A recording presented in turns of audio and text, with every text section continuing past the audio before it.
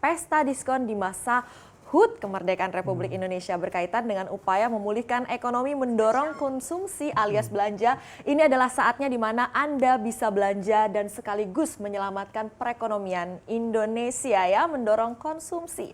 Mulai hari ini para pelaku usaha retail rela melepas sejumlah barang mereka ini dengan diskon besar-besaran. Salah satu yang paling ditunggu adalah tentu saja potongan harga atau diskon dari sektor fashion. Nah, selama beberapa bulan terakhir ini kita tahu sektor ini dinilai menjadi salah satu dari sekian banyak sektor yang pertumbuhannya paling lambat. Karena itu pengusaha ingin mendorong penjualan pada momen Agustusan ini, momen HUT kemerdekaan 17 Agustus lewat guyuran diskon besar-besaran. Pemberian diskon diharapkan mampu mengganti pendapatan yang diraih pada masa lebaran lalu yang ambles karena corona. Kala itu praktis industri tekstil seperti fashion sempat tidak berjalan.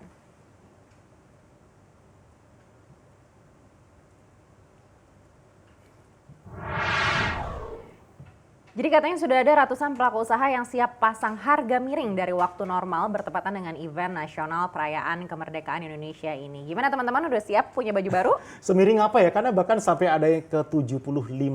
Ini buat lengkapnya juga kawan kita di cnbindonesia.com ada listnya nih lengkap Ana dan Alin ya. Mana saja toko atau gerai yang memberikan diskon kemerdekaan. Kemarin PDB Indonesia kita lihat juga terkoreksi minus 4,19%. Nah ini titik nadir kalau kita berbicara mengenai roda ekonomi. Tekanan hebat sekali. Padahal ada juga kalau kita ingat-ingat sebenarnya harusnya ada momen lebaran yang seharusnya jadi momentum ekonomi untuk bisa tumbuh lewat konsumsi. Ternyata hanya ada 3 sektor lapangan usaha yang tumbuh. Sisanya semuanya masih anjlok, Alina. Iya, sektor perdagangan misalnya terkoreksi 6,71% secara kuartalan.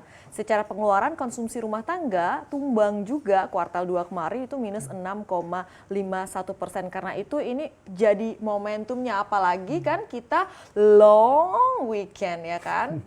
Jadi kita bisa ganti-ganti pakai baju baru ya di long weekend itu ya. Iya. Semoga diskon besar-besaran ini jadi angin segar ya. Pas banget kan gaji ke-13 PNS juga sudah cair. Jadi kalau dulu ada peribahasa menabung pangkal kaya, kalau sekarang belanja produk dalam negeri pangkal anti resesi. Luar biasa duta anti resesi Indonesia ya, Andika Wijaya. Iya, dan kita beralih ke informasi perkembangan vaksin COVID-19.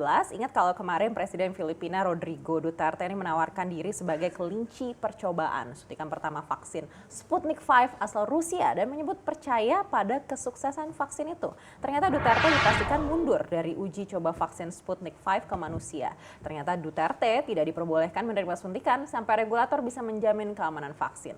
Hasil tes diharapkan didapat akhir Maret 2021 dan Badan Pengawas dan Makanan Filipina bisa menyetujui penggunaan vaksin di bulan selanjutnya atau April 2021. Ya, sehingga setidaknya Duterte disebut nanti baru akan menerima vaksin di 1 Mei tahun depan. Nah, kayaknya kalau kita berbicara mengenai jalan cerita ini bisa dikatakan kayak plot twist ya. Udah heboh seorang pimpinan negara, presiden menyodorkan diri mau jadi kelinci percobaan vaksin. Ternyata semangat berapi-api dari Duterte ini belum disetujui oleh regulator sendiri. Semuanya memang berhak mengajukan diri jadi relawan. Berarti ini Putin kena prank ya. Tapi memang bahaya sih sebenarnya, bagaimana sih seorang presiden kepala negara itu harus lebih berhati-hati dong. Karena kan ada banyak yang dipertaruhkan di sini. Itu tadi belum terbukti safe gitu kan. Vaksin Sputnik V, masa seorang presiden menjadi kelinci percobaan. Nah, saat ini memang kalau kita lihat Filipina menjadi negara yang paling tertinggi memiliki infeksi kasus COVID-19 di Asia Tenggara nih dengan 147.500 kasus positif dan 2.400 diantaranya ini menyebabkan kematian. Iya, paling tidak jangan seperti kloroquine kemarin ya yang digembar-gemborkan tapi ternyata bukan pengobatan yang tepat bagi corona. Memang kalau sekarang berlomba cari vaksin, tapi ingat kecepatan ini rawan kecerobohan juga. Kita tidak mau di lain hari begitu ini malah akan menjadi bumerang.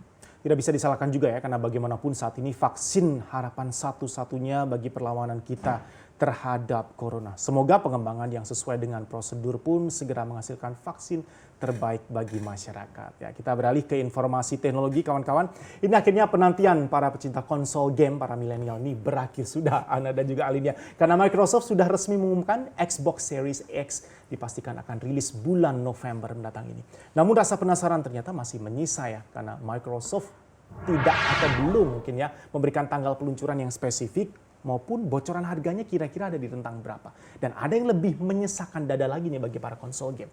Pengumuman ini ternyata juga diikuti dengan kabar buruk di mana Microsoft dan 343 Industries mengumumkan seri terbaru game andalannya Halo Infinite akan ditunda ternyata hingga tahun 2021. Salah satu penyebabnya itu pandemi COVID-19. Padahal Microsoft sudah berencana untuk meluncurkan Xbox Series X dan Halo Infinite secara bersamaan.